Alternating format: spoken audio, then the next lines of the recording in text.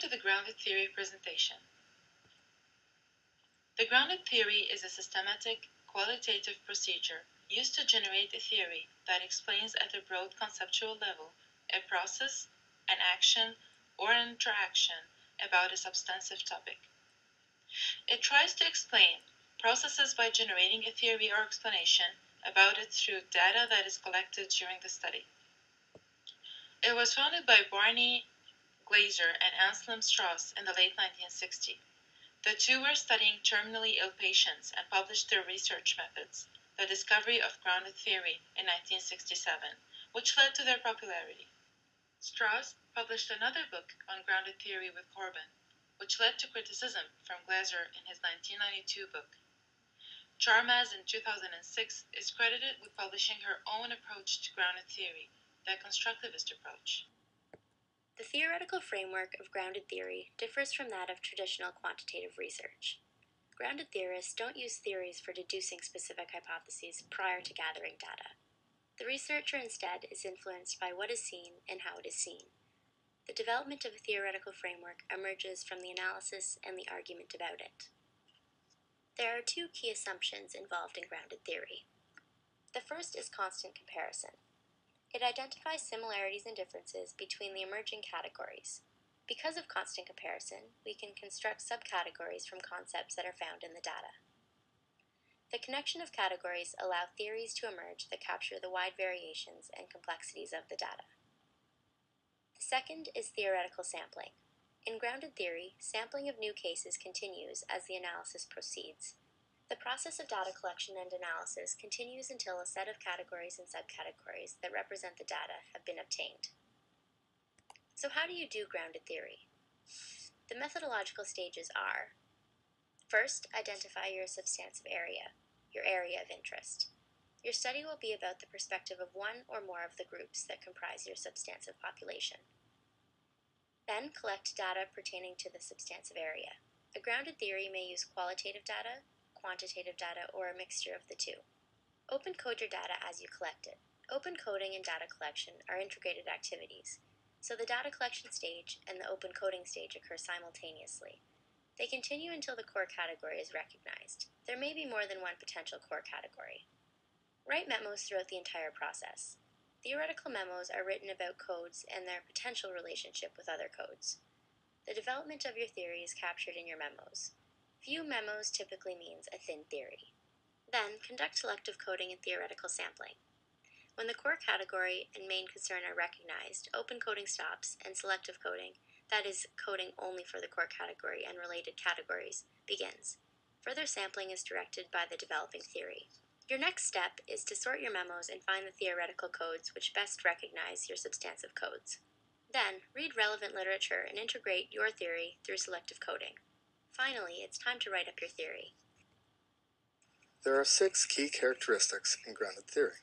The first, process approach, is a sequence of actions and interactions among people and events pertaining to a topic of interest.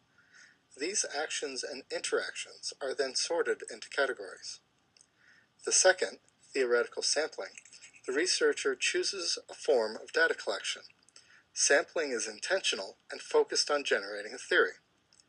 The third, constant comparative data analysis, is an inductive form that connects and generates categories through comparing incidents to other incidents, categories to incidents, and categories to other categories. The information comes from different people, sources, and are grouped together in small segments. These segments can also be grouped together to form new categories. The researchers should have about 8 to 10 main categories, from which one core category is selected. This is the fourth key characteristic, the core category. From this, the fifth key characteristic is theory generation. The researcher identifies a core category and has a substantial understanding of the process. By identifying a core category, the associated process categories combine to create a mid-range theory. The theory is close to the data and as a result does not have a wide scope. The sixth key characteristic is memos. Memos are written by the researchers throughout the grounded research procedure and help keep an ongoing dialogue with themselves to shape future categories or directions of research. Even though grounded theory has the potential to develop a theory that's very based on the data that it's coming out of, does have a couple limitations that should be discussed. The first one has to do with a lot of the terminology that's used in grounded theory research because it could be very new to people and very unfamiliar. I know from a personal experience, I didn't know a lot of the terms that were coming across as I was doing research for this, but that could also be due to the fact that I come from a very quantitative background. Because this jargon is so unfamiliar to some people, it can make it really hard for them to conduct this type of research, which could deter people from actually using it, and they could seek other methodology. The second limitation has to do with the applicability of the theory that is generated from the data. The problem here is that the theory is pretty much only applicable to the data and the situation that it's coming out of, which means that you can't really use it in other situations, which could deter, again, people from using this, because if they could do similar research, they may want to base it on something that they've done in the past. The third limitation has to do with the concept of theoretical sampling. As explained in this presentation, theoretical sampling is where researchers purposely choose methods and populations to do their research because they want to generate a theory about a context that they are researching. Unfortunately, this could potentially lead to a bias because if they're only choosing specific types of people and types of methods, they could be missing a completely different perspective that could actually inform their research or might still be relevant even if it doesn't match what they're trying to look for. The last limitation that I have is based on the examples that Cresswell gives in his textbook. They seem to have taken a lot of time and a lot of effort, which could deter people from using this type of methodology, especially if they're on a specific timeline. There are three dominant designs to grounded theory. The first is the systemic procedure by Strauss and Corbin. One uses data analysis steps of open, axial, and selective coding, and then develops a logic paradigm or a visual picture of the theory generated. An example of this sort of study would be the process of coping of women who have survived childhood sexual abuse. One would identify sections in the study for discussion about each component of axial coding.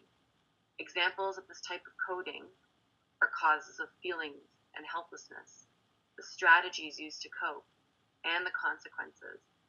A diagram is then created to illustrate the theoretical model for surviving and coping while offering a sequence of steps in the process of coping behavior. The second dominant design to grounded theory is the emerging design by Glaser. This includes letting the theory emerge from the data rather than using the specific preset categories as in the systemic design. The focus is on connecting categories and emerging theory, not on simply describing categories. The goal of Larson's study was to write a theory and process for high school social studies teachers' conception of discussion in their classroom. In other words, the attention here was on developing an explanation for discussion in high school social studies classrooms. Categories were generated by examining the data. One would then refine these categories into fewer and fewer categories and compare data with emerging categories. The research resulted in a written theory of several processes involved in classroom discussions. The last design of grounded theory is the constructivist approach by Charmaz. Here, the focus is on the meanings described by participants in the study. Charmaz is more interested in the views, values, beliefs, feelings, assumptions, and ideologies of individuals rather than gathering facts and describing acts. An example of this kind of study would include the processes involved in the experiences of 20 men with chronic illnesses to explore how and in what way their illnesses caused a personal identity dilemma. Research found that chronic illnesses threaten men's taken for granted masculine identities. The results from this sort of design do not necessarily use diagrams or figures to summarize the processes, and the findings also lead to more suggestive and questioning rather than anything conclusive.